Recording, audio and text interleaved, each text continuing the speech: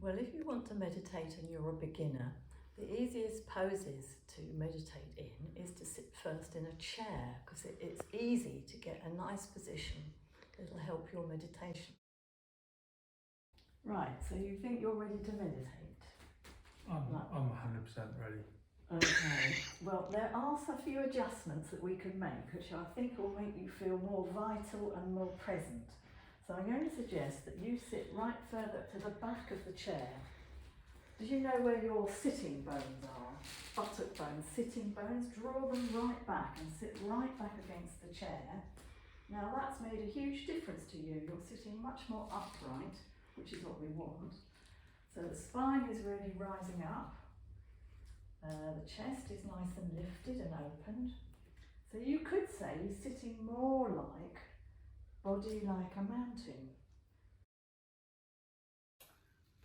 Okay, so there are several choices. If you can't sit comfortably cross-legged on the floor, you can either sit in the chair as we've seen, or you can sit astride a pile of cushions.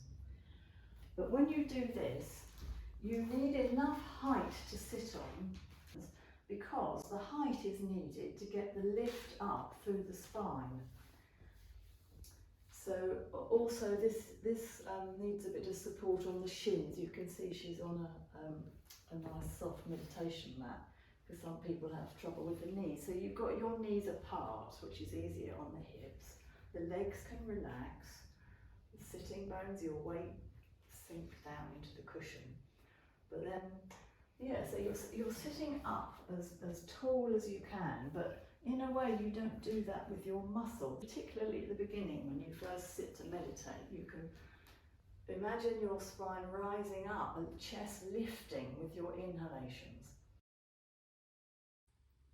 Okay, so some people feel they might like to try sitting, but there's awful lots of ways where sitting is not very helpful unless you're really used to it.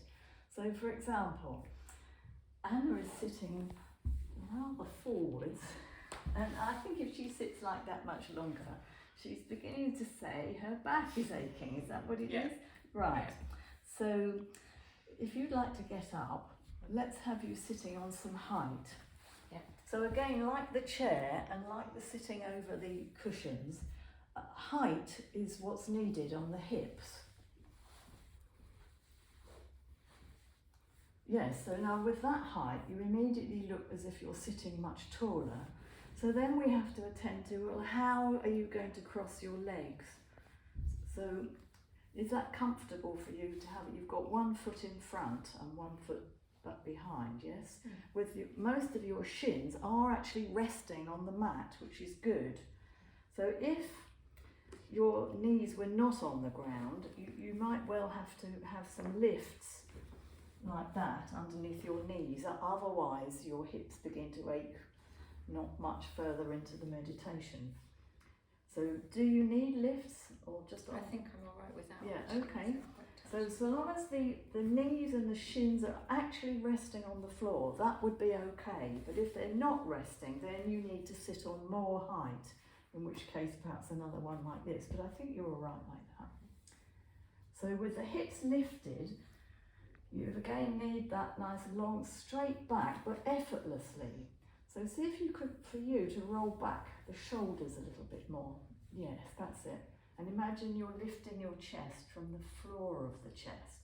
So shoulders relaxing down, breastbone lifting, and nice and wide open at the top of the chest.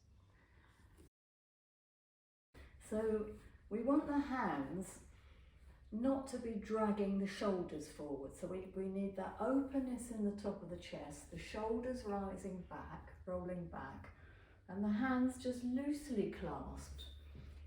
Yes, which you've done. Yes, that's good.